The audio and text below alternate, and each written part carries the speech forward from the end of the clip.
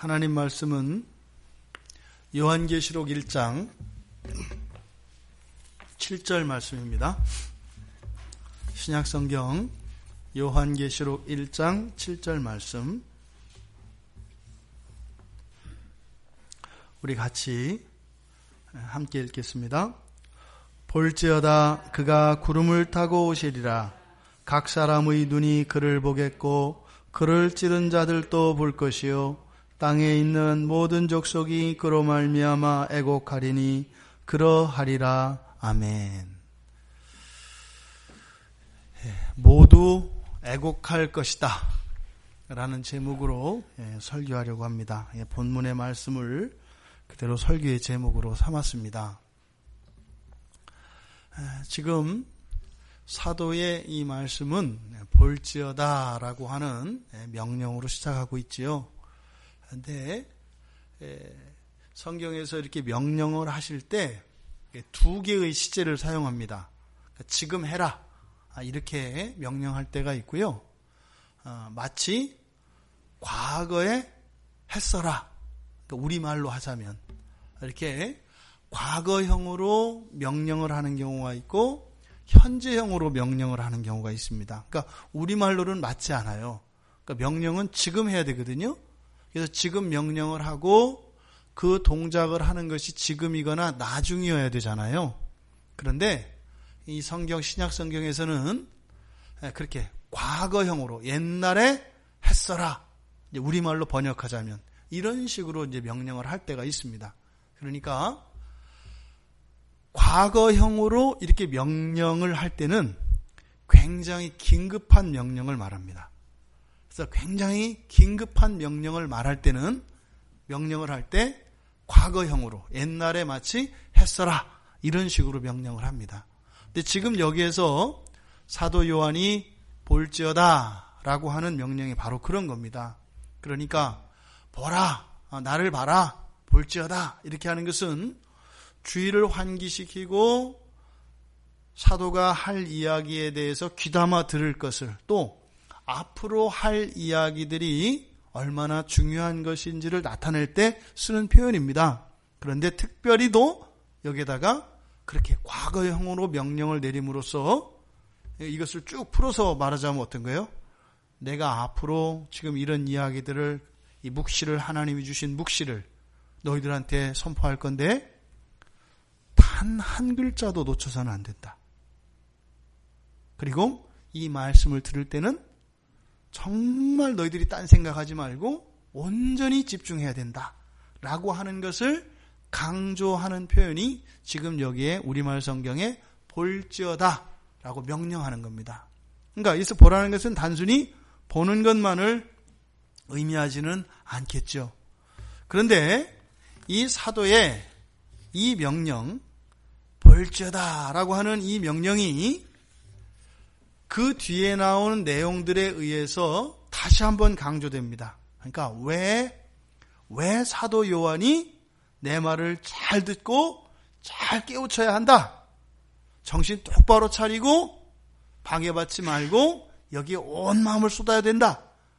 볼지어다라고 하는 그 말 자체에도 그렇게 강조가 되어 있는데 그 뒤에 사족을 다는 것과 같이 왜 그래야 되는지 그것을 뒤에서 설명하고 있는 겁니다. 그러니까 지금 사도가 지금 요한계시록의 묵시를 이제 선포하기 이전에 우리가 1절부터 지금 쭉 살펴보았던 것처럼 얼마나 준비를 많이 하는지 몰라요. 준비를 많이 시킵니다. 그렇다고 해서 이 이야기만 할 수는 없고, 그런데 온전히 이 말씀을 받을 준비가 되지 않고서는 놓쳐서는 안 되는 너무나 중요한 말씀이기 때문에 끊임없이 이 편지를 읽는 수신자들의 마음을 집중할 것을 얼마나 요구하고 있는지 모릅니다. 이렇게 볼지어다 라고 명령하는 그 첫 번째 이유가 뭐예요? 그가 구름을 타고 오실 것이기 때문입니다. 여기서 그는 여러분들이 잘 아시는 바와 같이 예수님이시잖아요. 그런데 지금 여기서 말씀하신 예수님이 구름을 타고 오실 것이다. 이거는 사도 요한이 어떻게 알았을까요? 지금 예수님이 구름을 타고 오실 거라는 것은 앞으로 일어날 일입니다. 그렇죠? 그런데 이 사실을 예수님이 구름 타고 오신다고 하는 이 놀라운 사실을 어떻게 알게 되었을까요? 예수님한테 들은 이야기입니다. 복음서에서 이미 제자들에게 예수님께서 종말에 대하여 말씀하실 때 예수님이 구름을 타고 오실 것이라고 말씀을 하셨어요. 마가복음 13장에 보면은 24절부터 26절까지 그 종말에 대해서 예언을 하시는데 이렇게 말씀하셨습니다. 너희는 삼가라. 내가 모든 일을 너희에게 미리 말하였노라. 그때에 그 환난 후 이제 많은 환난이 옵니다. 해가 어두워지고 달이 빛을 내지 아니하며 별들이 하늘에서 떨어지며 하늘에 있는 권능들이 흔들릴 것이다. 실제 일어날 일입니다. 그때에 인자가 구름을 타고 큰 권능과 영광으로 오는 것을 사람들이 보게 될 것이다. 예수님께서 이미 제자들에게 그 말씀을 하셨습니다. 또 마가복음 14장 그 다음 장에 보면 예수님이 14장에서 유월절 식사를 마치셔요. 제자들과 함께 그 마지막 최후의 만찬을 마치시고 이제 감람산에 올라가십니다. 그리고 그때 감람산에 올라가셔서 제자들한테 예언을 하셨어요. 너희들이 다 흩어지고 나를 떠날 거야. 그때는 제자들에게 있을 수 없는 내용이죠. 그리고 겟세마네에 이르러서 예수님께서 베드로와 야고보와 요한 데리고 가셔가지고 그때 그들에게 뭐라고 말씀을 하셨냐면 내 마음이 심히 고민하여 죽게 되었으니 너희는 여기 머물러 깨어있으라. 이게 무슨 말일까요? 만약에 여러분들이 여러분 자녀들이나 믿을 만한 누구에게 지금 이런 말을 하는 상황은 뭐예요? 여러분도 그럴 때 있지 않겠어요? 집사님, 아니면 여보, 아니면 애들아, 내가 지금 죽겠어. 정말 죽을 것 같아. 지금 당장 죽고 싶어. 요 얘기입니다. 예수님이 이 세 명의 제자들에게 이렇게 말씀을 하셨다고요. 그리고 나서 그들과 거리를 두고 예수님이 기도를 하셔요. 아버지요. 아버지는 모든 것이 가능하시잖아요. 이 잔을 내게서 옮겨주세요.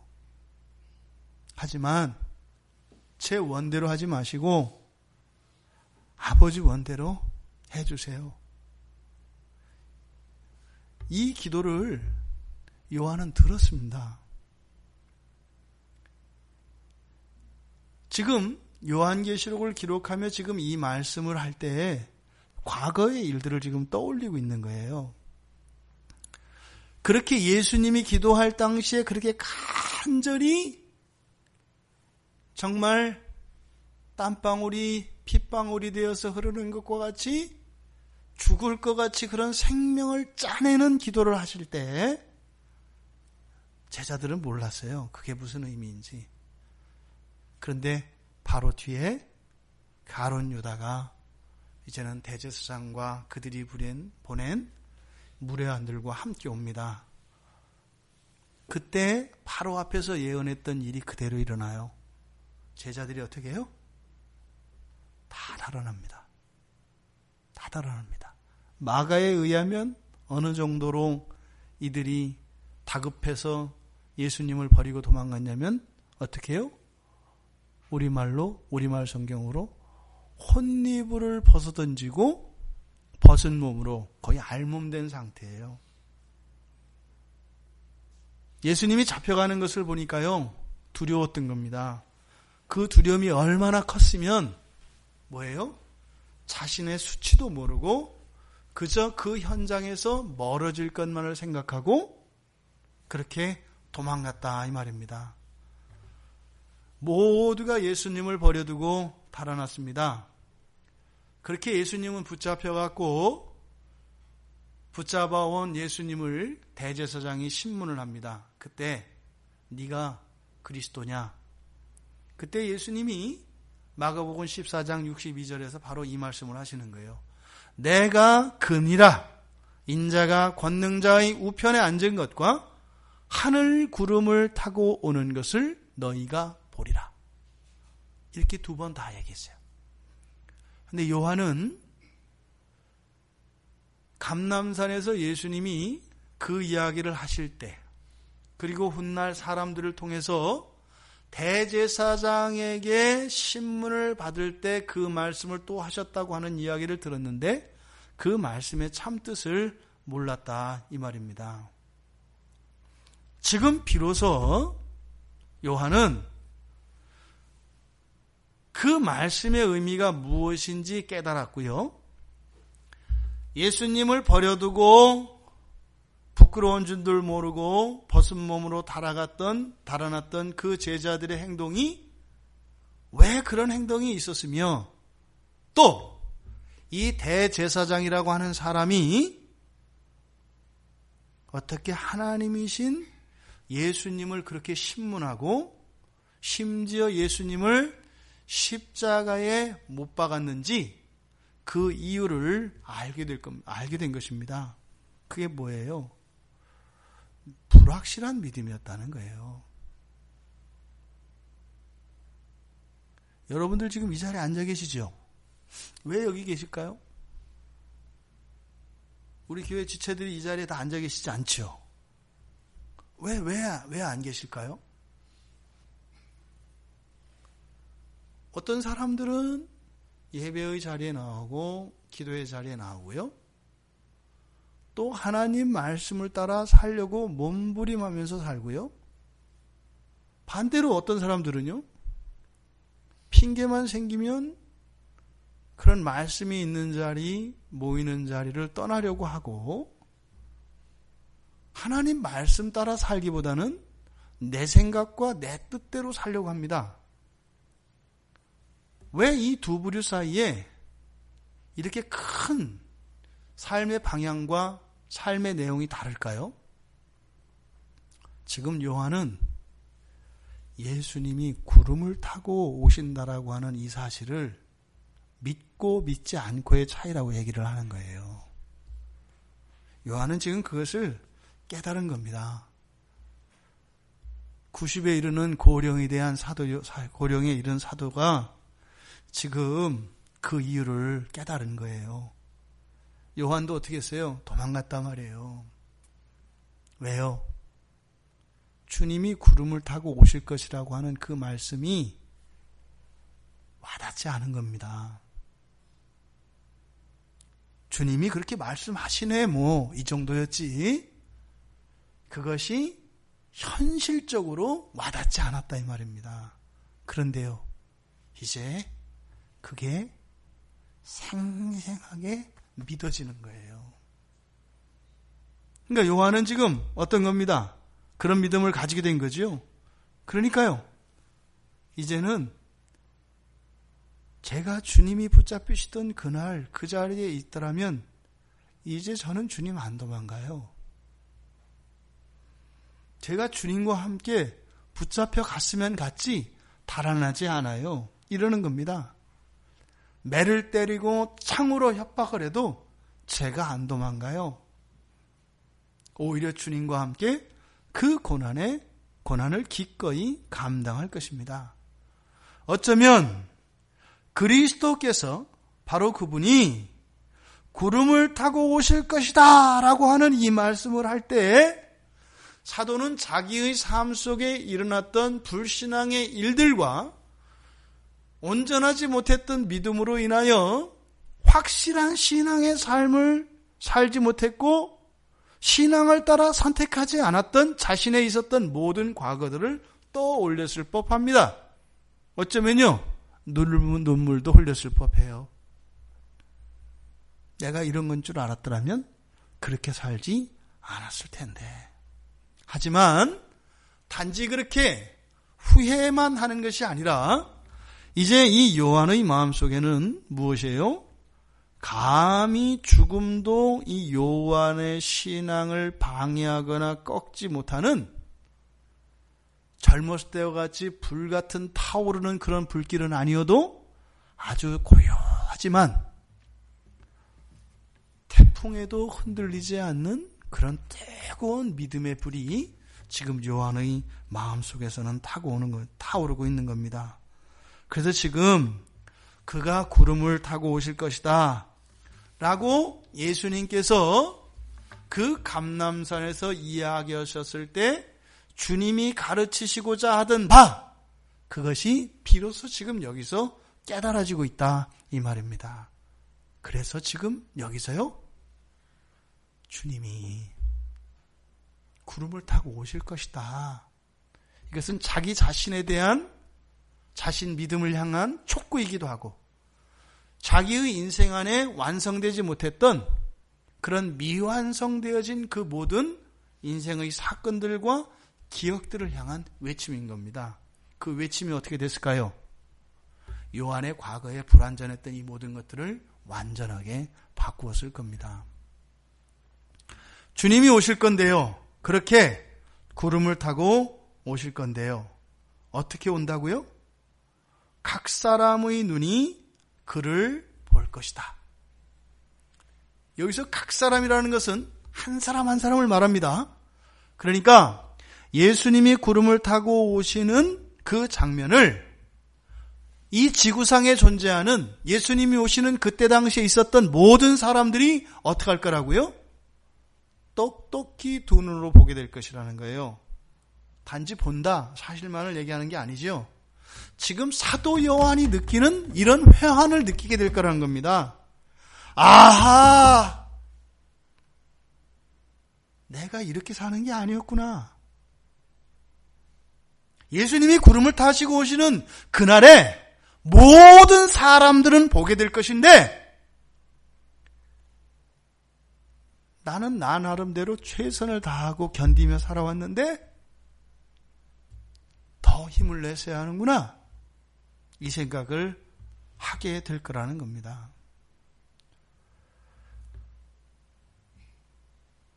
예수님께서 말씀하실 때 내가 왜 그때 그 말씀을 못 알아들었을까, 이 생각을 할 겁니다. 그런데 그렇게 사도 요한이 하는 그 생각을 장차 예수님이 오는 그날에 모든 사람들이 똑같이 하게 될 것이다 이 말입니다. 그날은요, 예수를 믿는 사람이든 믿지 않는 사람이든 상관이 없습니다. 왜요? 눈으로 오시기 때문에 그래요. 눈으로 볼 것이기 때문에 아무도 부인할 수 없다 이 말입니다. 한 사람도 예외 없이 구름 타고 오시는 예수님을 보게 될 것입니다. 과거의 죽은 자도 물론이고요, 또 앞으로 태어날 모든 사람들이 다 두 눈으로 똑똑히 구름을 타고 오시는 예수님을 보시게 될 겁니다. 여기서 왜 자꾸 눈을 강조할까요? 눈으로 본 것은 부인할 수 없기 때문이에요. 귀로 들은 것은요, 기억 못할 수 있어요. 눈으로 본 것은요, 부인할 수가 없습니다. 예수님은 예수님이 주님이십니다 라고 우리가 복음을 전하잖아요. 또 예수님이 그리스도이십니다, 예수님이 하나님이십니다, 이렇게 우리는 설명하고 전도하잖아요. 그러면 주님이 구름을 타시고 오시는 그날에는요, 더 이상 설명할 필요 없습니다. 예수 믿으라고 사정할 것도 없고요, 믿어라 마라 할 것도 없습니다. 왜요? 이미 두 눈으로 예수님이 구름 타고 오시는 것을 보게 되면은요, 알게 되기 때문입니다. 그날은 모두 다 알게 됩니다. 불신자들조차도요, 무신론자들조차도요, 모두 다 분명히 알게 됩니다. 그런데 어떤 이들에게 그날은 너무 늦은 날이 되겠죠. 그러니 사도 요한이 앞에서 어떻게 해요? 볼지어다 라고 이야기를 하고, 우리가 사도 요한이 주시는 이 묵시의 말씀들을 정말 마음에 귀담아 들어야 되는 이유가 바로 예수님이 구름 타고 오실 것인데, 그것을 두 눈으로 모든 사람들이 똑똑히 볼 것이기 때문이라고 이야기하는 것입니다. 왜요?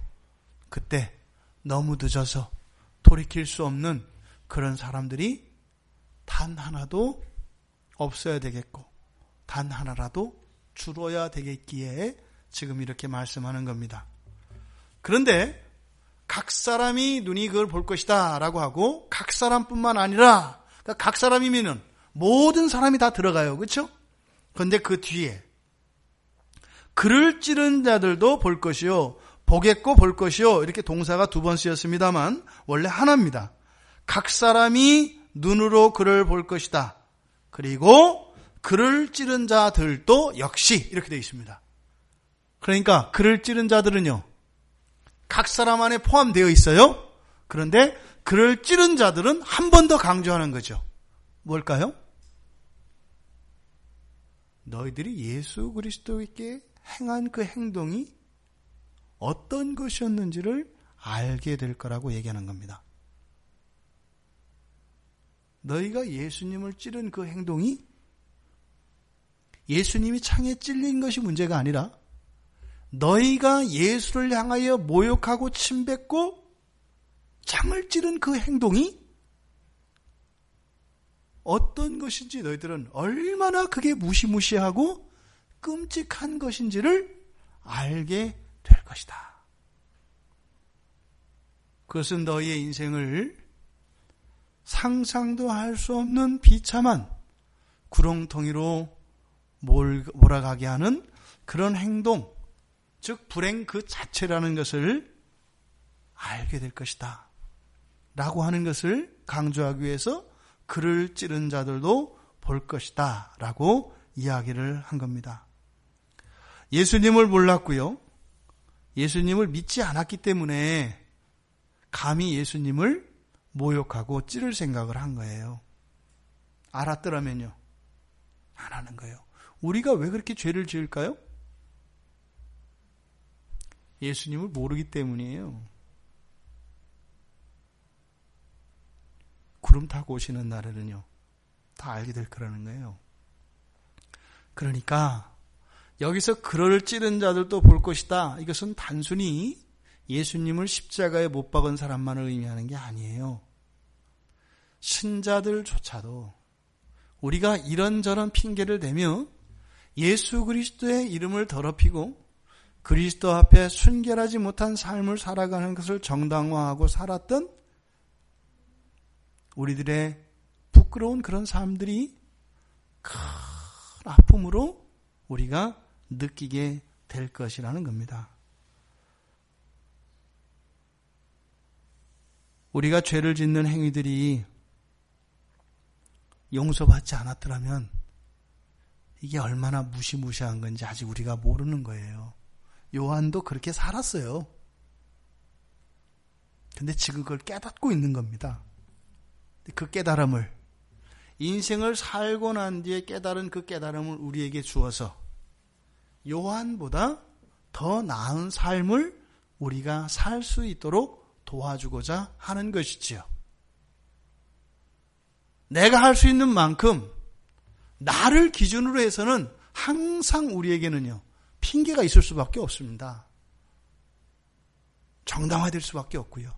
그런데 그날은 그렇게 우리가 우리를 기준으로 해서 보지 않는다 이 말이에요. 그날은 누구의 눈으로 봐요? 구름을 타고 오시는 예수 그리스도의 눈으로 우리의 인생을 되돌아볼 거라는 거예요. 요한은.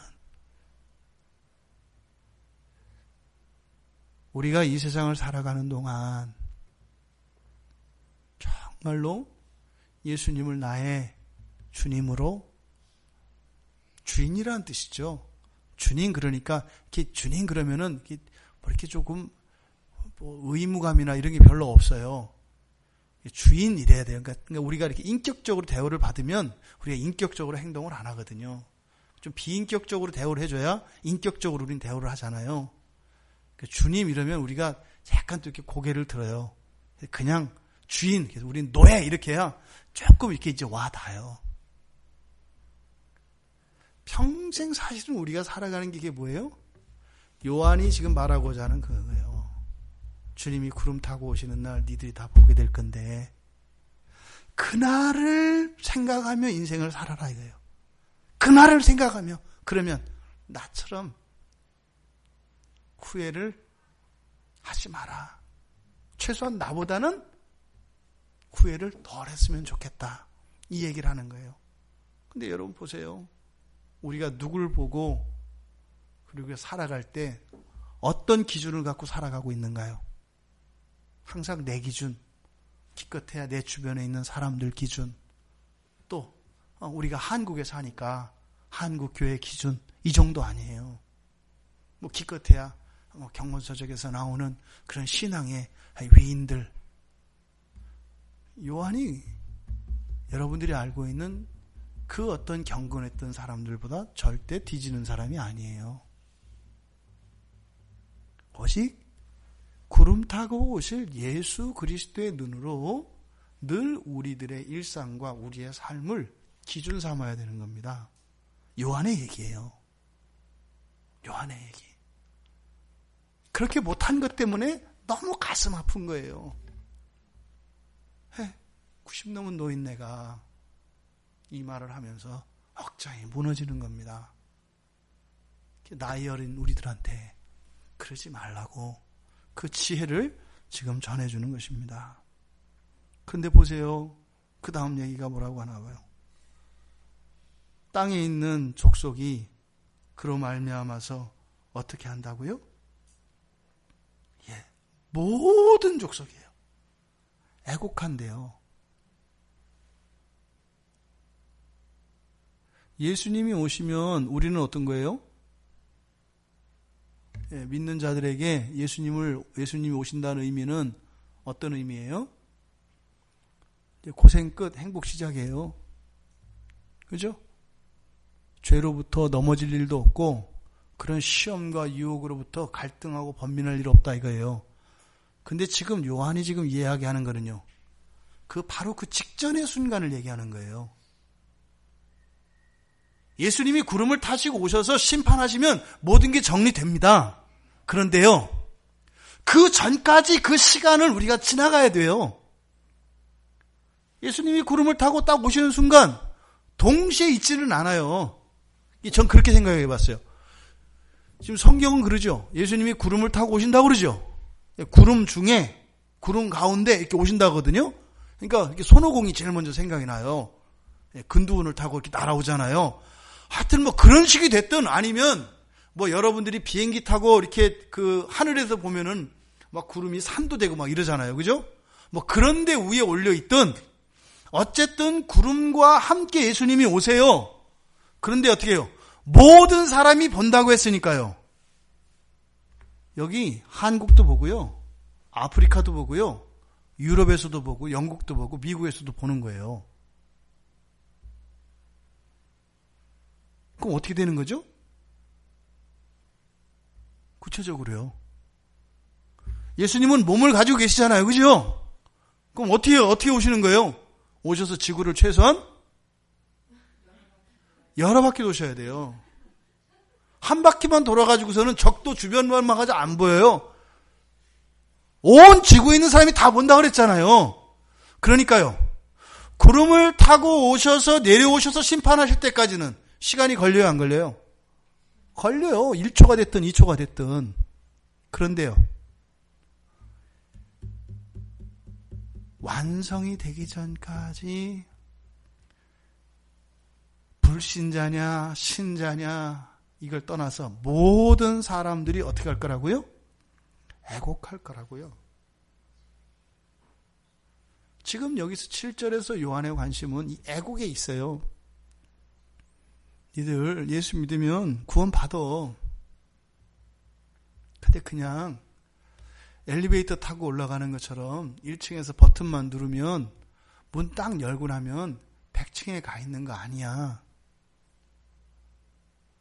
너희들이 살아왔던 인생 전체를 돌아보게 될 거고, 믿음에 반하는, 그런 불순종하는 그런 삶을 살았던 그 모든 것 때문에 피눈물 흘려야 돼. 이렇게 얘기하는 거예요. 그러니까 여기서 또 그날의 모든 족속이 애곡한다 그랬으니까 또 이것도 또 천국 가기 틀렸네. 이 얘기가 아니에요.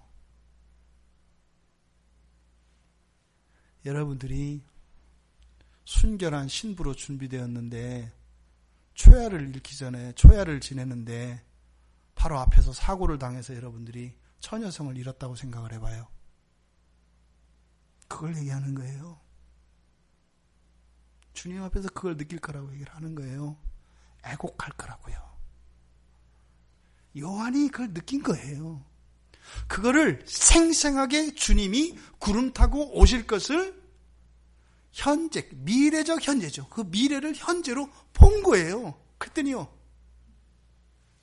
주님이 겟세마네에서 핏방울과 같이 흘렀던 그 기도, 우리 눈에서 흐르는 거예요. 예수님이 십자가에서 죽으시고 내 죄를 대신 사해 주시고 나를 구원해 주셔서 그 구원의 은혜를 입어서 주님의 신부로 인생을 살아왔는데 그 삶 때문에 너무 가슴 아파서 눈물을 흘리게 될 거라는 거예요. 그런데 너무 마음 아프고 너무 힘들어서 될 수 있으면 이 울음을 적게 울어야 되겠더라. 나도 나의 나름대로는 핑계거리가 있었고 그럴 수밖에 없었던 한계가 있었는데 그 정도가 아니더라. 주님이 구름 타고 오시는 날에 신자들이나 불신자들은 어떻게 했어요? 두려움 때문에 느끼겠죠. 그때 그냥 교회 가자고 할 때 갈걸. 예수 믿으라고 할 때 믿을걸. 때가 늦었죠. 그들은요, 그냥 한 번 우는 게 아니죠. 영원한 고통 속에서 영원히 마르지 않는 피눈물을 흘리겠죠. 그런데 불신자들만 그런 일이 일어나는 게 아니라는 거예요. 왜요? 모두 애곡을 한다 그랬으니까. 지옥 갈 거냐, 천당 갈 거냐, 거기까지도 말고 그날 주님을 뵐 때 가슴 아픈 게 있다고요. 물론 주님은 야단 안 쳐요. 뭐 때문에 그래요? 우리가 하나님과 같이 되어서 무흠한 신부가 되기를 원하는 마음이 있거든요. 그런데 주님 앞에 와보니까 아이고, 진짜로 주님이 내 신랑이시네? 저 하나님이 내 신랑이시네? 내가 예수님의 신부네? 그랬는데요, 만신창이가 된 것 같은 나의 인생을 들고 주님 앞에 섰을 때 주님은 나를 안 버려요. 나를 순결한 신부로 받아주신단 말이에요. 그런데요, 완전히 영광의 상태가 되기 직전에 느끼는 이 좌절과 슬픔과 이 안타까움, 정말로 돌바닥에 내 지문을 지우고 싶은 것처럼 내 과거의 불신앙과 이런 패역함과 이런 모든 영적 게으름과 이 모든 대만을 지워버리고 싶다는 거예요. 그런데요, 과거는 바꿀 수가 없잖아요. 지금 그 얘기를 하는 겁니다. 여기서 이 애곡한다 라고 하는 이 단어가 원래요, 칼로 이렇게 베어내다. 왜 그 무청 만들려고 하면 무 끝에 이렇게 톡 쳐서 잘라내잖아요. 그렇죠? 그 베어내잖아요. 이렇게 베어내서. 그리고 뭐 이렇게 사과 같은데 끝에 벌레 먹었으면 이렇게 칼로 싹 베서 베어내 버리잖아요. 그렇게 베어내 버린다라고 하는 그런 의미를 가진 단어에서 온 단어예요. 이 애곡한다는 말이. 그래서 이 단어가 가지고 있는 것은 강하게 때리는 것, 치는 것. 근데 너무 애통해서 가슴을 치고 머리를 치고 이것을 나타내는 단어가 이 애곡하다라고 하는 원래의 단어의 뜻입니다. 그러니까 지금 여기서 애곡한다는 것은 뭐예요? 그런 거 있잖아요.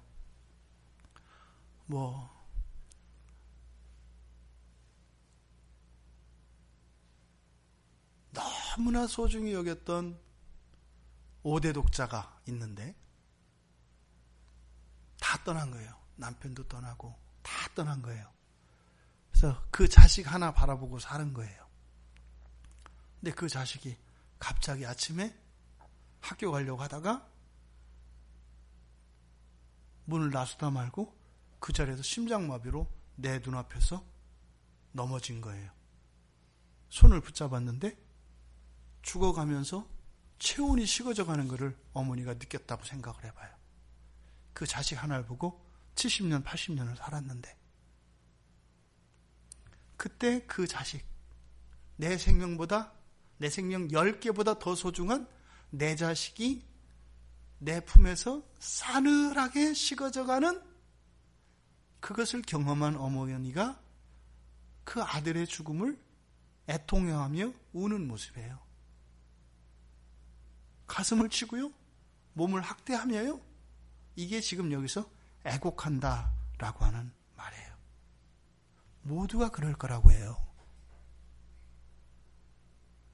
이렇게 설교하는 저나 들은 여러분들이나 똑같이 애곡할 거라고 얘기를 하시는 거예요. 그런데 이 말씀을 하시는 이유는 뭐예요? 그 애곡의 정도를 줄일 수 있다 없다? 있다. 줄일 필요가 있다 없다? 있다. 어떤 어려움이 있어도 구름 타고 오시는 주님 앞에서 애곡하게 될 터인데 그 애곡해야 되는 그 정도를 줄여야 할 필요가 있다. 라고 지금 가르쳐 주시는 것입니다. 물론 우리들은 지나가는 것이겠죠. 그 이후에 주님께서는요, 그렇게 애곡하고 있는 우리에게 오셔서 어떻게 해요? 눈물을 닦아 주실 겁니다. 그리고 안아주시고 씻겨주셔서 그런 애곡함이 사라지게 될 겁니다. 그 이후에는 완전한 평화와 그 완전한 그 하나님의 은혜와 사랑으로 충만하게 될 겁니다. 그런데요, 그 바로 직전에, 그 전에 느껴야 되는 이 애곡이라고 하는 것이 어떻더라? 인생을 살아갈 때 꼭 염두에 두고 살아야 되겠더라. 라고 사도 요한은 말씀하시는 겁니다. 그러니까요, 할 수 있는 만큼 그럴 수밖에 없죠. 그런데 그것보다 더 힘내서 살아야 할 필요가 있더라 라고 요한이 가르쳐 주시는 것입니다. 그저 우리의 부끄러운 신앙생활을 우리는 후회하는 정도 아니에요. 우리가 2015년을 살고 2016년을 새롭고 시작하는데 작년 한 해를 우리들이 돌아봤잖아요. 아쉬운 점 있잖아요. 좀 그때 아쉬웠어. 이런 게 아니라는 거예요. 그날에는 우리가 한 해 한 해 이렇게 살면서 해가 바뀔 때 느꼈던 우리의 감정에 일어났던 이런 일들 정도가 아니라 어떻게 해요? 육체적으로 정신적으로 반드시 그런 아쉬움에 대해서 애곡하는 일이 있을 거라는 겁니다. 열왕기상 13장에 보면 두 선지자의 이야기가 나와요. 그러니까 솔로몬의 범죄로 인해서 이스라엘이 어떻게 돼요? 남과 북으로 나뉘잖아요. 두 나라로 쪼개지지 않습니까? 그때 북이스라엘의 여로보암이 나라를 새로 세운단 말이에요. 그리고 여로보암이 그때 제단을 거기다 쌓습니다. 그래서 남유다의 그 정통성을 어찌할 수는 없으니까 이제는 북이스라엘에도 하나님께 제사 드리기 위한 제단을 쌓아요. 그때 하나님의 사람으로 설명되어지는 선지자 하나가 와서 여로보암이 쌓은 그 제단은 잘못된 것이다. 이렇게 얘기를 합니다. 그래서 그것이 갈라지고 오히려 그것을 섬기는 자들이 제물이 되어야 할 것이다 라고 말씀을 전해요. 그리고 나서 하나님께서 그 선지자에게 절대로 대접도 받지 말고 왔던 길로도 가지 말고 떠나라고 얘기를 하거든요. 그래서 여로보암이 하나님의 사람인 것을 알고 대접을 해서 어떻게 화를 좀 면해보려고 합니다만 이 하나님의 사람이 말을 듣지 않죠. 죽을지언정 말을 안 듣죠. 그리고 떠나갔어요. 그런데 이 나이 먹은 못된 선지자 하나가 그 얘기를 듣고 자기 아들들을 보내가지고 사기쳐가지고 하나님이 나한테 금방 연락 왔는데 우리 집 갔다 가도 된다더라. 이렇게 해가지고 그 선지자로 하여금 어떻게 해요? 하나님 말씀을 어기게 만들어요. 이거 미쳤죠. 정신 나갔죠. 근데 그 일로 인해서 그 하나님의 사람은 어떻게 해요? 끔찍한 죽음을 맞이한다고요. 근데 그리고 나서 그렇게 다른 선지자를 죽음으로까지 불순종하게 만들었던 그 선지자가 자기 잘못을 깨닫습니다. 그리고 나서 그때 막 슬피 우는 일이 나와요. 그게 애곡이에요. 그게 뭐예요? 하나님의 선지자이고 구원받은 백성이지만 마치 구원받은 백성이 구원받지 못한 사람처럼 지옥에 던져지는 것과 같은 그러한 실존의 상태에서 우는 울음, 이것이 애곡이에요. 예수를 믿었다고 해서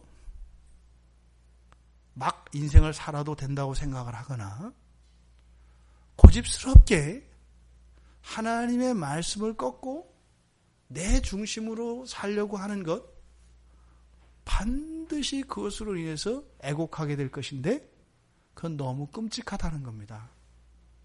이 사도 요한이 주시는 이 교훈의 말씀이 우리들의 삶 속에 의미가 되기를 바랍니다. 구원받은 신자라 할지라도 착하게 살아야 합니다. 주님의 말씀을 순종하며 살아야 합니다. 날마다 말씀을 더 알아가며 그 말씀의 사람으로 변해져 가야 합니다. 근데 우리가 할 수 없어요. 하나님의 은혜가 아니고서는 안 됩니다. 그러니요, 은혜의 자리를 사모하고요. 그렇게 하나님의 말씀을 따라 그렇게 부합되어져 가는 사람으로 더 빨리, 더 온전히 되기 위하여 살아가야 하는 겁니다.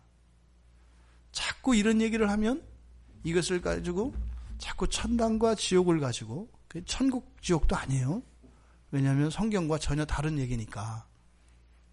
천당이냐 지옥이냐를 가지고 엉뚱한 것에 초점을 맞춰서 예수님을 닮아 거룩한 사람으로 변화되지 않고 있는 자기 자신의 실존으로 인하여 애곡하기보다는 마지막에 하나님의 은혜로 주어질 그 축복에 대한 염려 때문에 우리에게 주어진 소중한 인생의 시간들을 허비하게 된다 이 말입니다.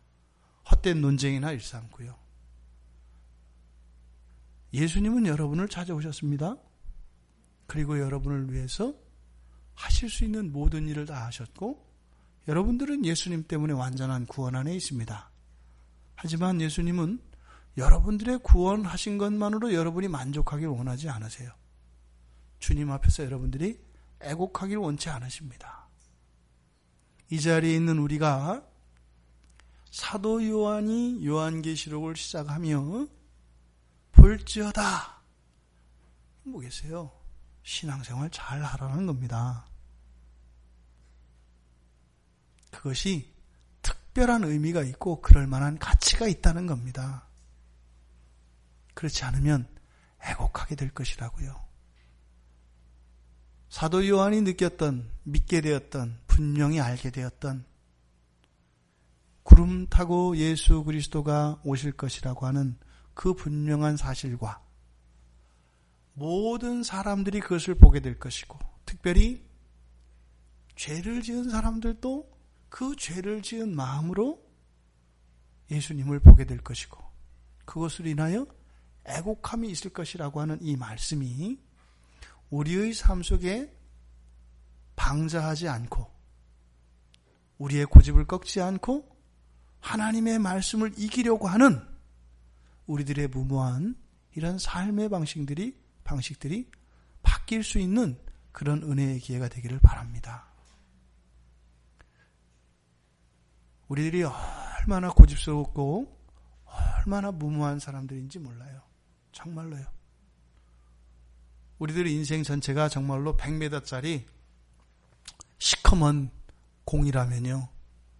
그리고 우리가 평생 살아가는 게 그 반지름 100m짜리 시커먼 공에서 그걸 닦아내는 거라고 색깔을 변해가는 거라고 하면 60년, 70년, 80년을 살다 주님 앞에 가도요.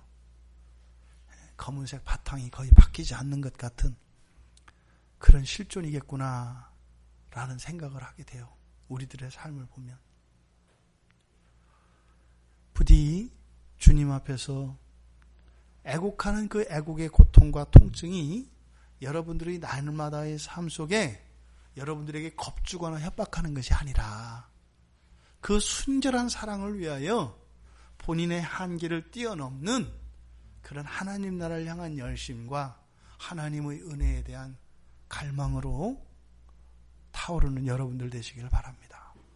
그래서 사도 요한이 이 말씀을 우리에게 주실 때 이 사도 요한에 있었던 그 마음이 여러분들에게 그대로 감정도 이입되어지고 그런 의지와 이러한 지식들도 여러분들에게 온전히 심겨지기를 바랍니다.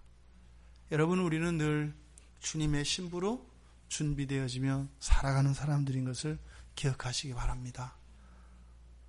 올해 한 해 특별히 그렇게 더욱 힘을 내어 한번 살아봅시다.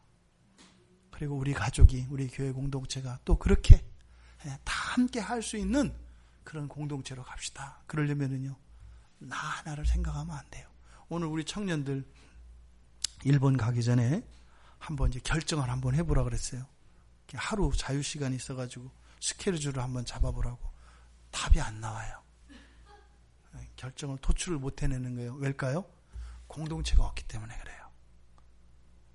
나의 생각, 너의 생각, 각자의 생각이 있으니까, 그러니까 공동체로서 하루를 이렇게 살면 우리로서 어떤 계획을 짜면 답이 나와요. 그런데요, 그냥 나로서 이렇게 하면 안 나와요. 근데 좋은 기회라고 생각을 해요. 이렇게 해서 그거 못 나온 거 잘못 아니요. 뭐 우리는 내나요? 우리도 안 내요. 못 내는 게 아니라 안 내잖아요, 그죠? 근데 우리 청년들은 아마 우리 때가 되면 아주 원숙하게 될 겁니다. 우리 청년들이요, 30대, 40대 되면 이런 거 일도 안 할 겁니다. 딱 하면 알아서 누가 딱 얘기하면 끝 이렇게 될 겁니다. 우리는 못 하잖아요. 얼마나 소망이 있고 우리들에게 기쁨이 돼요. 감사하잖아요. 이렇게 청년들이 있어줘서. 여러분, 여러분들의 인생은 바로 그것입니다. 바로 주님의 온전한 사람으로, 또 우리들이 넘어지고 싶고 연약할 때 애곡함이 있다는 것을 잊지 말고 더욱 힘을 내시고 주님의 은혜를 의지하며 그렇게 살아가시는 우리 모두가 되기를 주님의 이름으로 축원드립니다. 우리 같이 말씀을